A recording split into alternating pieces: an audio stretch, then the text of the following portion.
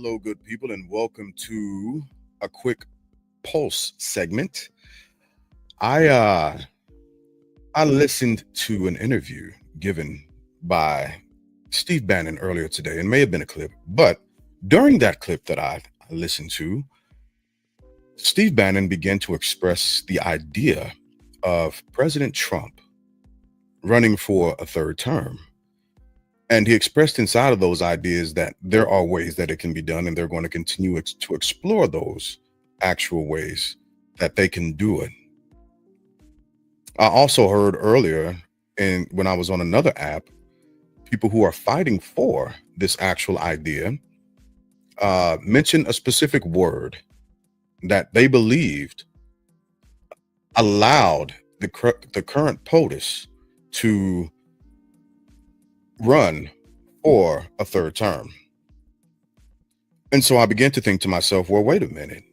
I've read the 22nd Amendment on multiple different occasions, but I can't remember if what they're saying is correct or not because I can't remember it verbatim. So I decided to go back and read the 22nd Amendment. And the word that people continued to use when fighting for this idea is the word consecutive.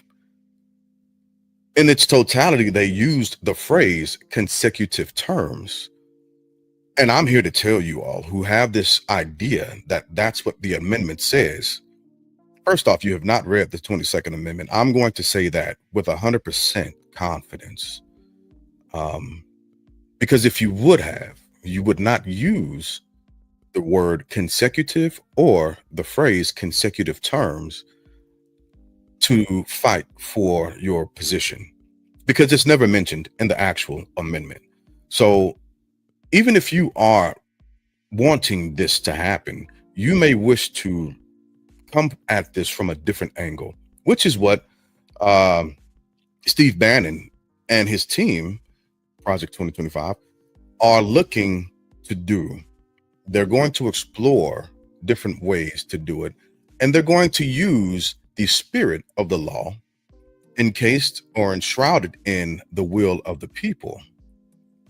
Now, depending on how a court interprets that, it might have some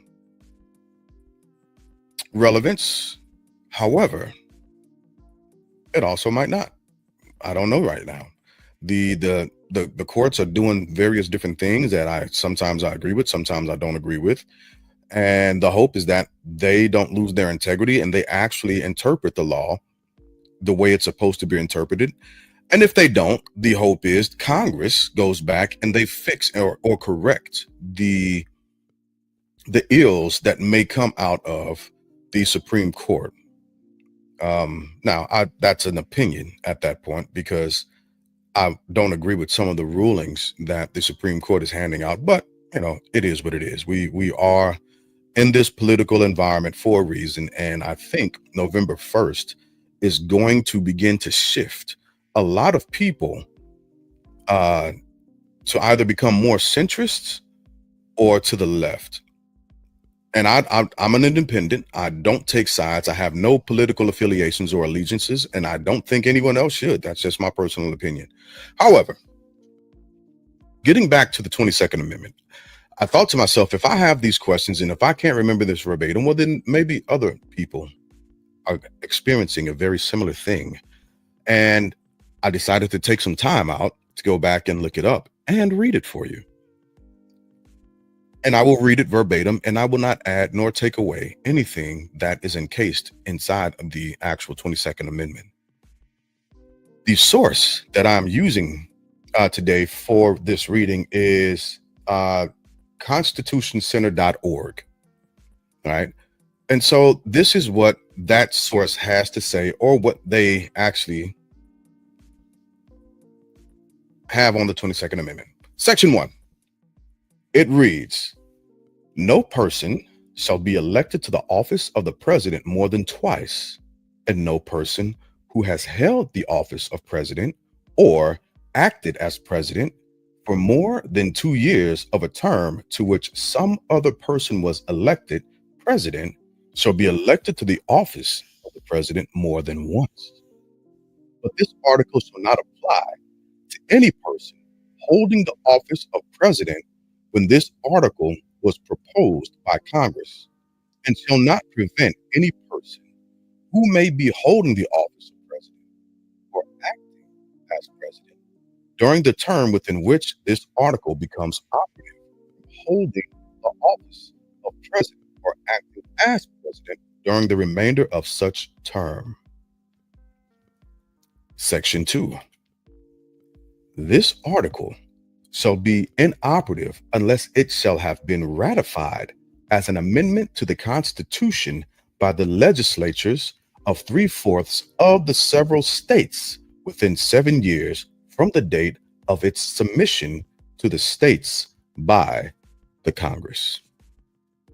And that, my friends, is the 22nd Amendment. One of my biggest fears in America are uneducated voters. It's not choosing a side, it's an uneducated voter. They're dangerous and they vote from emotion. Even when listening to Steve Bannon's interview, I began to pose questions to myself. I had to remove my bias and go and look at the black and white and see what it says. And at the time, I couldn't remember whether I was in line with the 22nd Amendment or if I was out of line with the 22nd Amendment. Now I know where I stand on it. I would recommend and suggest that you all take a brief moment to go listen to what is being flirted with around and surrounding a third run for president by his influencers. That's what I would call them. And go and do yourself a favor, or come and tune in to the podcast, The Pulse, on Wednesdays at 9 p.m. Eastern Standard Time, where we dig and pull up information in order to read and make sure we know where our elections are. November 1st, SNAP benefits will not be apportioned by the federal government. Federal employees are still not being paid. Please do not forget about we the people. This great experiment of America, the United States of America, is for we the people. And if you lose sight of that, we will very easily lose the experiment, and the theories and conclusions will have a result. And we should continue to be reminded of that in our daily goings on. So with that being said, I appreciate you for listening. I know a lot of people have a lot of things going on in life. People are trying to figure out how to feed their kids, where the next meals are coming from, how to pay bills, because just because the federal government is shut down doesn't mean that your bills are. And I empathize and sympathize with you all, with my fellow Americans, regardless of the side of the aisle that you land on. I absolutely empathize and sympathize with that. We are where we are. This is our political climate, and we cannot turn a blind eye. Go become informed. Also, as a continuation of a message I began to start promoting and pushing yesterday, or actually Wednesday. Go out and vote in your local, state and federal elections, because elections have consequences. And we are in a period of experiencing the consequences of votes or people not voting. Do not allow anyone to tell you that your vote doesn't matter, because it absolutely does. It absolutely does. Do not be disenfranchised by those who don't want you to vote. Do not be fear-mongered into not voting or voting for a specific thing because it feels like the popular thing to do.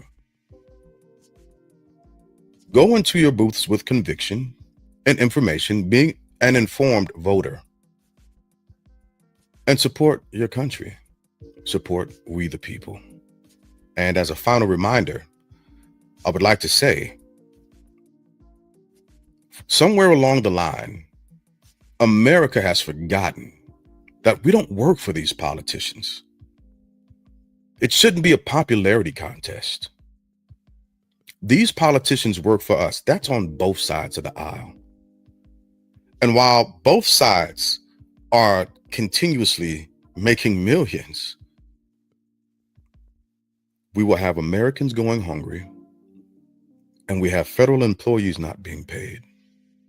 And that should be concerning. As always, thank you for taking the time to listen and join us. We've got a lot of great information coming out, a lot of great segments coming out for the Family Bloodline Network, and I'm excited to present you with as much information as I possibly can. Have a great day, and have the day you deserve.